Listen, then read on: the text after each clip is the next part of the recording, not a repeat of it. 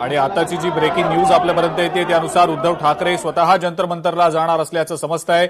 थोड्याच वेळात ते दिल्लीसाठी निघणार असल्याची माहिती मिळतेय। जंतर मंतरवरच्या आंदोलनाला पाठिंबा देण्याच्या अनुषंगानं उद्धव ठाकरे आता दिल्लीला जाणार असल्याची माहिती मिळतेय। आताची महत्त्वाची मोठी अपडेट आहे। उद्धव ठाकरे सुद्धा आता जंतर मंतरला जाणार आहेत, दिल्लीमध्ये ते पोहोचणार आहेत। थोड्याच वेळात ते जंतर मंतरसाठी निघणार असल्याचं समजतंय। देशातले विरोधी पक्ष सुद्धा आता या आंदोलनात उतरल्याचं पाहायला मिळतंय। एकीकडे सीजेपी आणि सोनम वांगचुक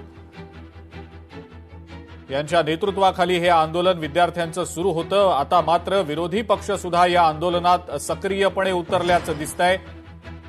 आपण ही दृश्य पाहतो आहोत सध्या आपल्या स्क्रीनवर। राहुल गांधी, प्रियंका गांधी, काँग्रेसचे महत्वाचे नेते आणि खासदार हे जंतर मंतरवर निघालेले होते।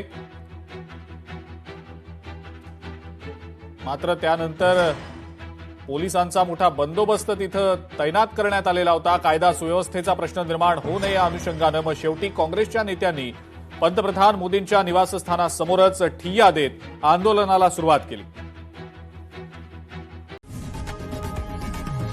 लोकशाही मराठी ऐका, पहा, जागरूक रहा।